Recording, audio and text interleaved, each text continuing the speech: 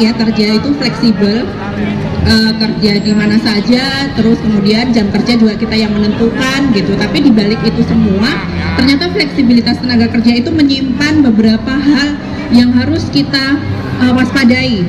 Karena status kerjanya juga menjadi fleksibel, status kerjanya semakin panjang untuk kontrak. Terus status kerja juga macam-macam.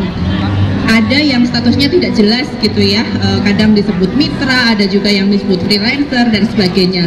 Dan jam kerjanya juga cukup panjang karena di Undang-Undang Cipta Kerja itu mengatur jam lembur itu ditambah jadi 4 jam yang tadinya 3 jam.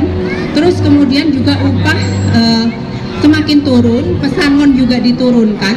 Artinya kita semakin fleksibel untuk dipekerjakan, tapi juga fleksibel untuk dipecat gitu ya. Jadi mudah untuk bekerja, tapi juga mudah juga untuk dipecat gitu.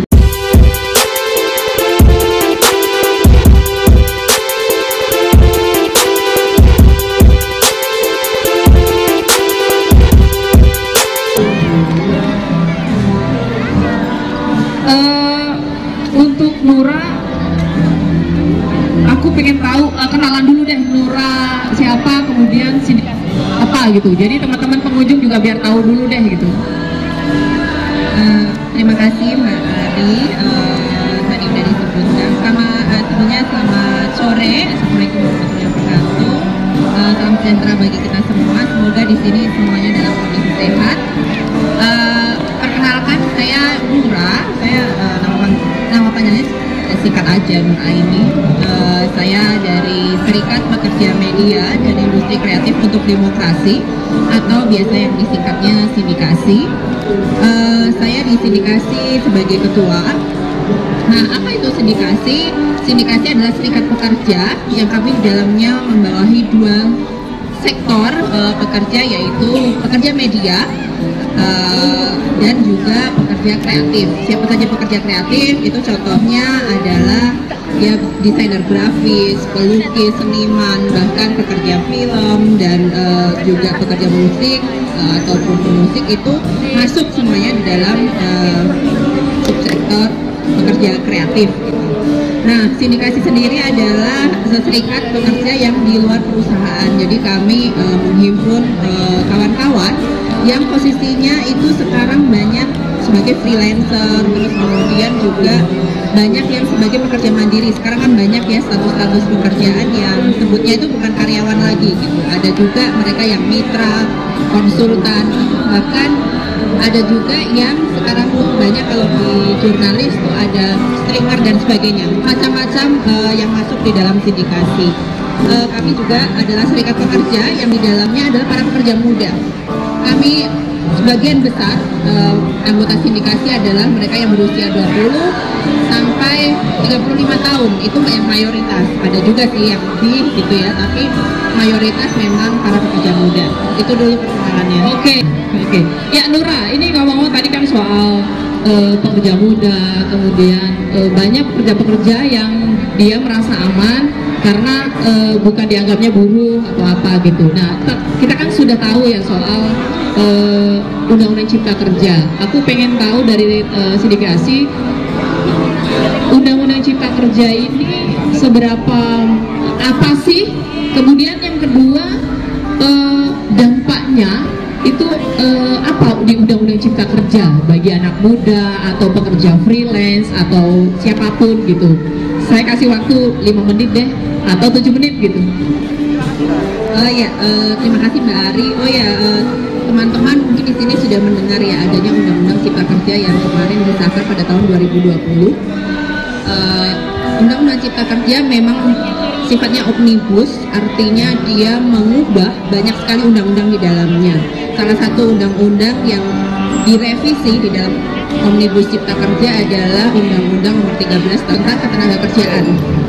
Nah, yang masuk di dalam Undang-Undang Cipta Kerja itu dampaknya luar biasa bagi teman-teman yang pekerja, terutama pekerja muda ya. Mbak Ari tadi menyebut pekerja muda itu ada juga yang baru namanya first time jobber atau baru masuk kerja.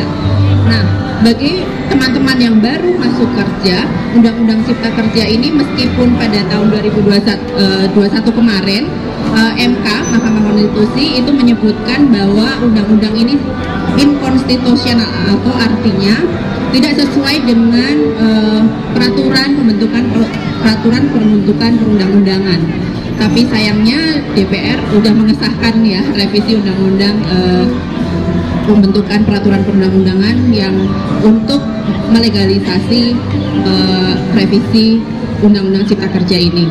Oke, kenapa kemudian kita perlu khawatir dengan Undang-Undang Cipta Kerja? Sekarang bagi para pekerja muda itu aku mencatat ada 3 hal yang perlu kita khawatirkan dari pelaksanaan Undang-Undang Cipta Kerja. Pertama adalah legalisasi fleksibilitas tenaga kerja. Apa itu fleksibilitas tenaga kerja? Mungkin kawan-kawan di sini itu mendengar fleksibilitas di tenaga kerja itu pertama yang dipikirkan, oh enak ya kerja itu fleksibel, kerja di mana saja, terus kemudian jam kerja juga kita yang menentukan gitu. Tapi di balik itu semua, ternyata fleksibilitas tenaga kerja itu menyimpan beberapa hal yang harus kita waspadai. Karena status kerjanya juga menjadi fleksibel, status kerjanya semakin panjang untuk kontrak. Terus status kerja juga macam-macam. Ada yang statusnya tidak jelas gitu ya, kadang disebut mitra, ada juga yang disebut freelancer dan sebagainya. Dan jam kerjanya juga cukup panjang karena di Undang-Undang Cipta Kerja itu mengatur jam lembur itu ditambah jadi 4 jam yang tadinya 3 jam.